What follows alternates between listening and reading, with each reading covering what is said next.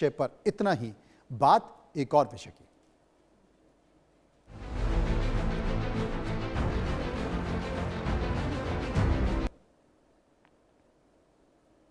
बात कर लेते हैं पंजाब की सियासत की, क्योंकि अब बहुत ज्यादा दूरी नहीं है। आने वाले समय में 5-6 महीने में 5 राज्यों के चुनाव होने जा रहे हैं, और जिन 5 राज्यों के चुनाव होने जा रहे हैं उसमें उत्तर प्रदेश भी है और पंजाब भी है। विधानसभा चुनाव पंजाब की सियासत में अब चुनाव को देखते हुए एक पुरानी कहानी चर्चाओं में आ गई है। इसलिए आज समझिए.com में इस मुद्दे को लेकर मैं आया हूं। बीजेपी और शिरोमणि अकाली दल की दोस्ती, आपको याद होगा, बड़ी पुरानी दोस्ती रही है, लेकिन बीच में टूट गई। वही गठबंधन जिसने करीब 2 दशक से ज्यादा वक्त तक पंजाब की राजनीति में साथ साथ चुनाव लड़ा और सरकारें भी चलाई। लेकिन 2020 में दोनों दल अलग अलग हो गए। जब 2027 के विधानसभा चुनाव से पहले तस्वीरें फिर बदलती दिखाई दे रही थी, तो सुखबीर सिंह बादल के प्रधानमंत्री नरेंद्र मोदी से मुलाकात के बाद अब गठबंधन की चर्चाएं तेज हो गई हैं। अभी जब संसद का सत्र चल रहा था, उस वक्त देश के प्रधानमंत्री नरेंद्र मोदी और सुखबीर बादल की जो बैठक हुई है, उस बैठक के बाद चर्चाएं तेज हो गई कि क्या पुराना गठबंधन नए फार्मूले के साथ वापस लौटेगा। इन तमाम सारी चीजों में समझिए.com के साथ मैं चर्चा करने जा रहा हूं। लगातार आपको मैं वो तमाम कहानियां बताने जा रहा हूं, लेकिन सबसे पहले समझिए कि बीजेपी और अकाली दल की दोस्ती अचानक आज की कहानी नहीं है। दोनों दलों का गठबंधन पंजाब में लंबे समय तक चुनावी ताकत रहा है। 1997 यानी कि 1997 में अकाली दल और बीजेपी ने साथ साथ चुनाव लड़ा और सरकारें भी बनाई। लेकिन बाद में 2007 और 2012 में भी दोनों दलों ने मिलकर सत्ता हासिल की। यानी कि पंजाब में गठबंधन की यह जोड़ी सिर्फ चुनावी साझेदारी नहीं थी, बल्कि 3 अलग अलग कार्यकालों की सरकारों को चलाने का अनुभव भी उनके पास था। 2017 में सत्ता चली गई, लेकिन दोनों दल साथ रहे। फिर 2020 में कृषि कानूनों के विवाद में, आपको याद होगा कि जब कृषि कानून चल रहे थे, पंजाब के, हरियाणा के किसान दिल्ली की सड़कों पर थे, राजधानी में थे, उस वक्त अकाली दल ने यहां पर सरकार का यानी कि एनडीए का साथ छोड़ दिया था।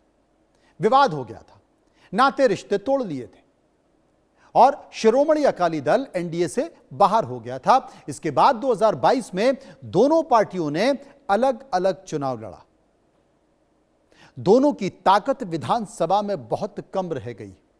पंजाब की बात कर रहा हूं, और यही वो पृष्ठभूमि है जिसके कारण 2026 में गठबंधन की अटकलें फिर एक साथ राजनीतिक मुलाकातों तक सीमित नहीं दिखाई दे रही है, बल्कि दोनों दलों के पास साथ साथ काम करने का पुराना अनुभव है और दोनों के पास एक दूसरे की कुछ ऐसी चुनावी जरूरतें हैं जो 2027 में उन्हें फिर से करीब ला सकती है।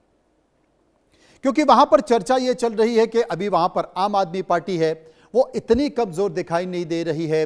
कांग्रेस मजबूत है, कांग्रेस के पास अपना एक जनाधार है, पुराना जनाधार है, कांग्रेस वहां मजबूत स्थिति में है। और ऐसी परिस्थितियों में अगर बीजेपी फिर से विधानसभा चुनाव अलग लड़ती है, अकाली दल विधानसभा चुनाव अलग लड़ते हैं, तो वही पुरानी स्थिति हो जाएगी जैसे पहली थी, यानी कि दोनों पार्टियों के हाथ में कुछ नहीं रहेगा। इसलिए क्यों ना फिर से एक नाव पर सवार हो जाएं। फायदा विधानसभा चुनाव में भी हो सकता है और लोकसभा 2029 में भी उसका फायदा होगा। अब आते हैं मुकाबले पर, जिसने पंजाब की सियासत में नई चर्चा शुरू कर दी है। 7 अगस्त 2026 की तारीख को सुखबीर सिंह बादल ने संसद भवन में प्रधानमंत्री नरेंद्र मोदी से मुलाकात की। मुलाकात के बाद दोनों दलों की तरफ से कोई आधिकारिक घोषणा गठबंधन को लेकर अभी नहीं हुई है, लेकिन चुनाव से कुछ महीने पहले हुई इस मुलाकात में अपने राजनीतिक रूप से बहुत महत्वपूर्ण मानी जा रही है, क्योंकि दोनों दल 2027 के चुनाव की तैयारी कर रहे हैं, विधानसभा चुनाव की तैयारी कर रहे हैं। जनवरी फरवरी में चुनाव है और इसके बाद अकाली दल की तरफ से ही गठबंधन को लेकर सकारात्मक संकेत सामने आ रहे हैं। हालांकि बीजेपी की पंजाब इकाई ने अभी 117 सीटों पर तैयारी शुरू कर ली है। यानी कि मुलाकात हुई, राजनीतिक संकेत मिले, लेकिन सीटों और गठबंधन पर कोई बातचीत नहीं हुई। यही अनिश्चितता इस कहानी को दिलचस्प बना रही है और हाल ही में भारतीय जनता पार्टी ने बतौर पंजाब प्रभारी पूनिया, जो कि राष्ट्रीय महासचिव बने हैं, उन्हें पंजाब का प्रभारी बना दिया है। उन्हें अब बीजेपी का नया शार्प शूटर माना जा रहा है। सबसे बड़ा सवाल है कि अगर गठबंधन हुआ तो फिर सीट शेयरिंग कैसे होगी। यही वो मुद्दा है जिस पर पूरी कहानी अटक गई है। पुराने विधानसभा फार्मूले में अकाली दल बड़ा साझेदार था। बीजेपी करीब 23 सीटों पर चुनाव लड़ती थी और 1997 में बीजेपी ने 22 सीटों पर चुनाव लड़कर 18 सीटें जीती थी। 2007 में 23 सीटों पर चुनाव लड़ा बीजेपी ने, 19 सीटें जीत गई और 2012 में 23 सीटों पर चुनाव लड़कर बीजेपी को 12 सीटें मिली। यानी कि बीजेपी का जो पारंपरिक विधानसभा चुनाव फार्मूला है वो सीमित सीटों पर लड़ने का है, लेकिन अब बीजेपी का दावा और संगठन पहले से ज्यादा मजबूत हो गया है। 2022 में गठबंधन टूटने के बाद बीजेपी ने 73 सीटों पर चुनाव लड़ा। भले ही उसे मात्र 2 सीटें मिली हों, लेकिन उसका दावा है कि अब उसका संगठन पहले से ज्यादा मजबूत है। इसलिए अगर दोनों साथ आते हैं तो पुराना 94-24 फार्मूला, यानी कि 94 सीटें और 23 सीट का फार्मूला जस का तस लागू होगा। यह जरूरी नहीं है कि असली बातचीत इस बात पर होगी कि बीजेपी कितनी सीटों पर लड़ेगी और अकाली कितनी सीटों पर लड़ेगी। असली बातचीत यह होगी कि कैसे भी कर गठबंधन हो जाए। और आपको पता ही है कि केंद्रीय कैबिनेट का विस्तार होने जा रहा है। केंद्रीय कैबिनेट का विस्तार होगा तो सुखबीर सिंह बादल की पत्नी, जो कि पहले भी केंद्र में मंत्री रही हैं, और उन्हें फिर से केंद्र सरकार में बतौर केंद्रीय मंत्री शपथ दिला दी जाएगी।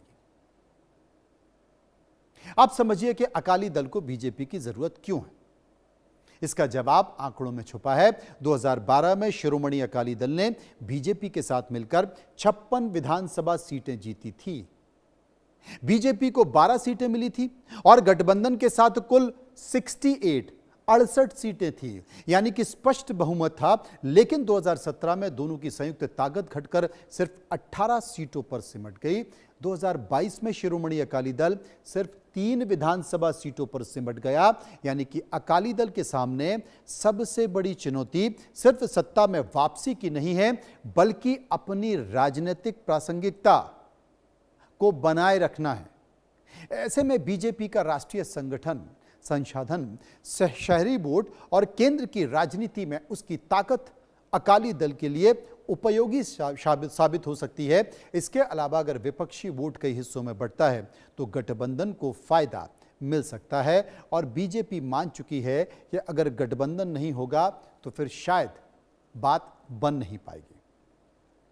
लेकिन कहानी का दूसरा पहलू भी है। कहानी का दूसरा पहलू यह है कि बीजेपी को अकाली दल की जरूरत क्यों पड़ी। क्योंकि पंजाब का चुनाव सिर्फ शहरी सीटों तक चुनाव नहीं है। राज्य की 117 विधानसभा सीटों में बड़ी संख्या ग्रामीण इलाकों की। लंबे समय तक अकाली दल का जो संगठन है वो गांव और पारंपरिक सिख पंथक राजनीति में मजबूत रहा है। बीजेपी ने 2022 में 73 सीटों पर चुनाव लड़कर अपने विस्तार की तो कोशिश की, लेकिन नतीजे में उसे सिर्फ 2 सीटें मिली। 2024 में बीजेपी ने पंजाब की सभी 13 लोकसभा सीटों पर चुनाव लड़ा और एक भी सीट पंजाब में बीजेपी जीत नहीं पाई। हालांकि उसका वोट शेयर 18.56% रहा। यानी कि बीजेपी का वोट आधार बढ़ा, लेकिन सीट में तब्दील नहीं हो सका। यहां बीजेपी की जो सबसे बड़ी समस्या है कि अगर अकाली दल का ग्रामीण संगठन और बीजेपी का शहरी और राष्ट्रीय वोट आधार किसी एक चुनावी गठबंधन में जुड़ता है तो फिर दोनों के पास अलग अलग मौजूद ताकत को एक साथ लाने की कोशिश हो जाती है। और यहां पर अकाली और बीजेपी गठबंधन वो उपस्थिति दर्ज कर लेता है जो कांग्रेस और आम आदमी पार्टी के पसीने छुड़ा सकता है। अब सवाल यह कि अगर बीजेपी और अकाली दल साथ आते हैं तो फिर आम आदमी पार्टी की टेंशन कितनी बढ़ जाएगी। 2022 में आम आदमी पार्टी ने पंजाब में 92 सीटों पर, यानी कि 92 विधानसभा सीटों पर जीतकर शानदार बहुमत हासिल किया था। यानी कि उसके पास अब तक का सबसे मजबूत विधानसभा प्रदर्शन है। लेकिन 2024 लोकसभा चुनाव में पंजाब की तस्वीर अलग रही। आप सिर्फ 3 सीटें ही जीत पाए, कांग्रेस ने 7 सीटें जीती और शिरोमणि अकाली दल को 1 और बीजेपी को 1 भी सीट नहीं मिल पाई। इससे एक बात तो साफ है कि पंजाब का वोटर विधानसभा और लोकसभा में अलग अलग राजनीतिक फैसले तय करता है। अगर 2027 में बीजेपी और अकाली दल एक साथ आते हैं तो आम आदमी पार्टी के सामने सबसे बड़ी चुनौती वोटों का बिखराव रोकने की होगी। और यह बिखराव रोकना चुनौती है खासकर उन इलाकों में जहां पर मुकाबला बेहद करीबी हो सकता है। अब कांग्रेस की बात कर लेते हैं। चर्चा करना जरूरी है क्योंकि लोग कहने के साथ कांग्रेस अच्छी उपस्थिति दर्ज करने जा रही, क्योंकि बीजेपी अकाली गठबंधन जो बनता है तो कांग्रेस के सामने एक बड़ा चुनावी सवाल खड़ा हो जाता है। 2024 लोकसभा चुनाव में कांग्रेस पंजाब की सबसे बड़ी पार्टी बनकर उभरी। उसने 13 में से 7 लोकसभा की सीटें जीती। लेकिन यहां पर एक और महत्वपूर्ण आंकड़ा है। 2024 में बीजेपी का जो वोट शेयर था वो 18.56% था और शिरोमणि अकाली दल का 13.42% था। अगर दोनों आंकड़ों को जोड़ देंगे तो यह प्रतिशत 31 हो जाता है, 31 हो जाता है। अगर दोनों दलों का वोट प्रभावी तौर पर एक साथ आता है तो कांग्रेस और आम आदमी दोनों के लिए मुकाबला बेहद कठिन हो सकता है अगर इन दोनों के वोट शेयर को जोड़ दिया जाए। तो पंजाब में बीजेपी और अकाली दल की जो दोस्ती है उसकी कहानी और अभी का जो गठबंधन है वो घोषणा तो नहीं हुई है, लेकिन ये मुकाबला बेहद करीबी होने जा रहा है। और अगर ये गठबंधन हो गया तो कांग्रेस और आम आदमी पार्टी के लिए एक चुनौती होगी। लेकिन इस गठबंधन का संकेत जो केंद्रीय कैबिनेट विस्तार है उस वक्त ही पता चल जाएगा, जो कभी भी हो सकता है। और ये भी बता दूं कि 2029 का चुनाव गठबंधन का चुनाव होगा। कई राजनीतिक पार्टियां नए नए गठबंधन करेंगी और जो सरकार बनेगी वो भी गठबंधन की सरकार होगी, बड़े गठबंधन की सरकार होगी, कोई भी हो। इसलिए बेहतर है कि अकाली दल का गठबंधन विधानसभा चुनाव में ही हो जाए। फिलहाल समझिए .com में इतना ही। मेरे साथ चलते रहिए इंडिया न्यूज़ के साथ। नमस्कार।